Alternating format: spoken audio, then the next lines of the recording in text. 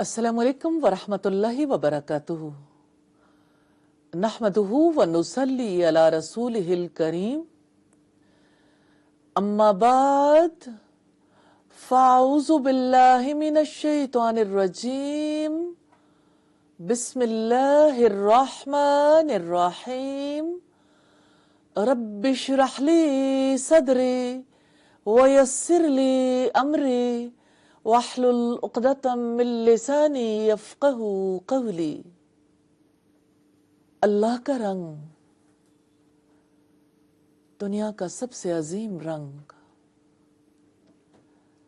इसी रंग में सब इंसानों को रंगने की ज़रूरत है। हम इस सेशन में हर रोज़ अल्लाह ताला के किसी रंग के हवाले से बात करते हैं। हमारी आज की नशिस्त दुआ के रंग के हवाले से है। दुनिया में वो कौन सा इंसान है जिसको कभी कोई ज़रूरत पेश नहीं आई, जिसकी कोई एहतियाज ना हो, जिसको मदद की ज़रूरत ना हो। हर इंसान जिंदगी के हर लम्हे में, जिंदगी के हर लम्हे में एहतियाज रखता है, ज़रूरत महसूस करता है। उसकी बहुत सी मांगें बिन मांगे पूरी कर दी जाती हैं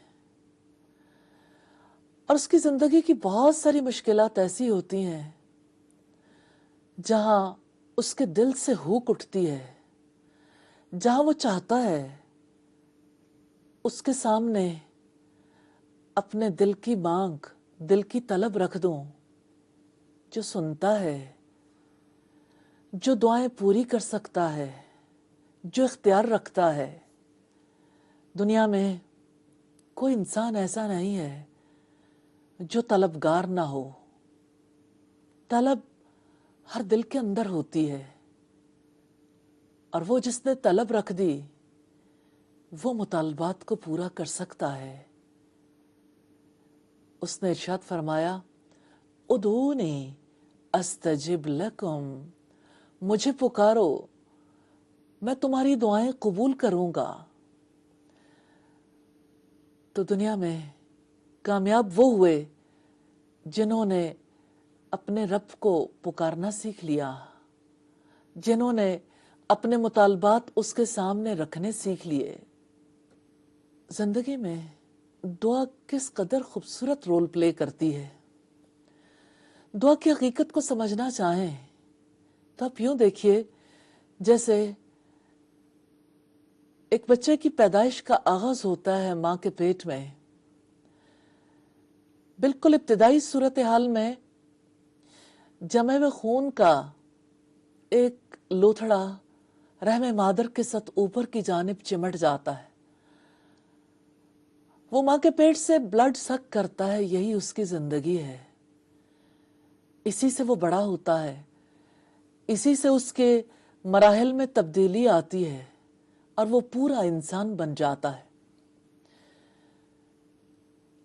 जमे हुए खून के लोथड़े से पूरा इंसान बनने तक, और बचपन से लेके जवानी और बुढ़ापे तक कितने मराहिल हैं। तो वो ग़िज़ा जो माँ के पेट में बच्चा लेता है वो लहू है। हकीकतन इंसान का सिर्फ ये बदन नहीं है, वो मादी वजूद के साथ रूहानी और फिक्री वजूद भी रखता है। जैसे उसके बदन की ग़िज़ा है, इसी तरह उसकी रूह की ग़िज़ा है। जैसे बदन के मुतालबात हैं, ऐसे ही उसकी रूह के भी मुतालबात हैं। तो ये दुआ ग़िज़ा है। इस दुआ के साथ रफ्ता रफ्ता बंदे का ताल्लुक अपने रब से मजबूत होता है। धीरे धीरे वो एक मुकम्मल इंसान बनना सीख लेता है।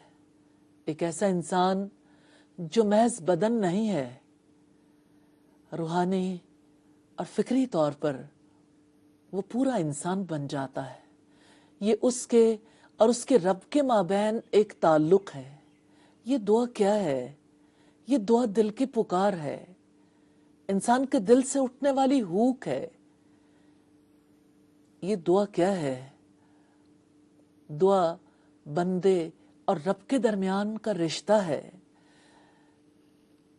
اس دعا کی غذا چاہیے جو روح کو سرشار کر دے، جو اس کی فکر کے لیے منارہ نور بن جائے، جو سدا ہی اس کے لیے رحمتوں کا خزانہ بن جائے۔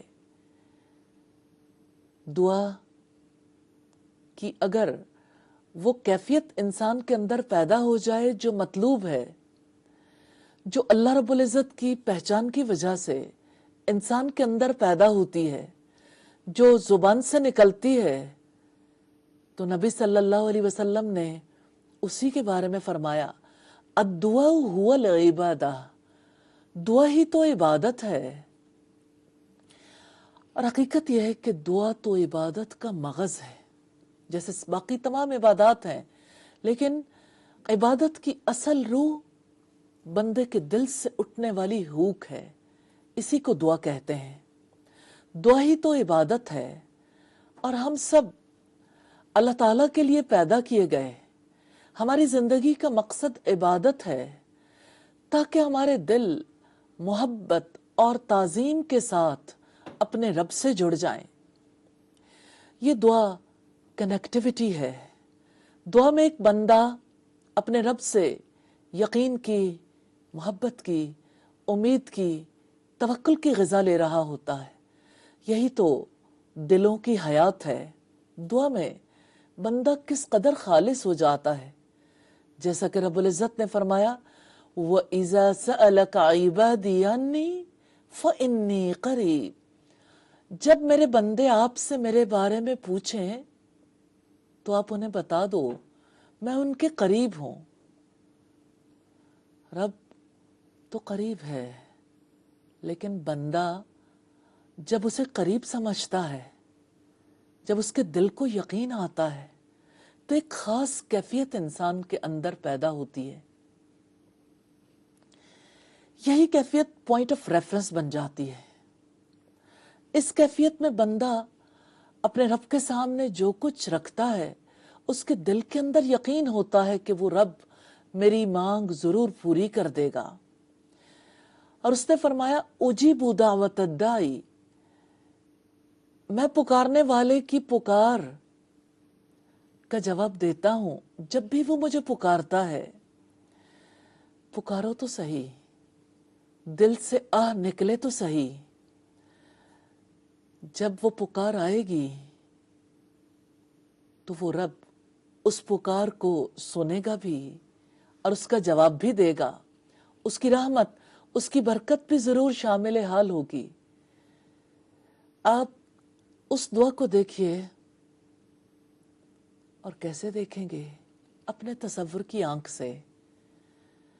سمندر میں، مچھلی کے پیٹ میں یونس علیہ السلام اپنے رب سے دعا کر رہے ہیں، اور عرش کے ارد گرد والے فرشتے ایک مہین سی آواز سنتے ہیں جو اللہ کے بندے یونس علیہ السلام کی ہے۔ ہاں، یہ دعا 3 اندھیروں میں بھی ہو، یہ دعا ایک نحیف و نزار انسان کی بھی ہو، وہ کیسے رب کے عرش تک پہنچ جاتی ہے۔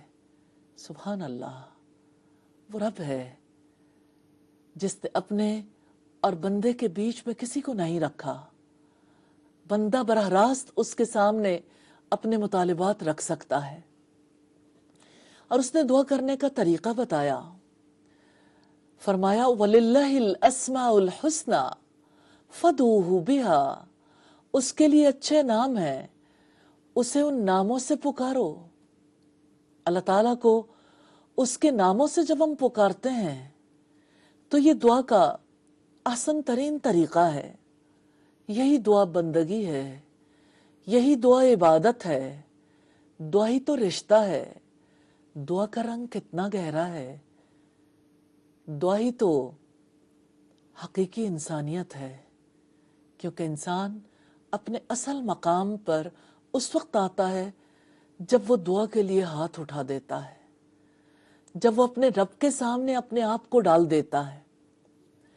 یوں تو اس کے کروڑوں اربوں بندے ہیں، اس کائنات میں اس کی بندگی کرنے والوں کی کمی نہیں، اور جیسا کہ نبی صلی اللہ علیہ وسلم نے فرمایا، آسمان میں 4 انگلی جگہ بھی ایسی نہیں ہے جہاں اللہ تعالیٰ کے فرشتے اس کی تسبیح، اس کی عبادت کے لیے مصروف نہ ہوں۔ دعا پر بات چیت ہم جاری رکھیں گے چھوٹی سی بریک کے بعد۔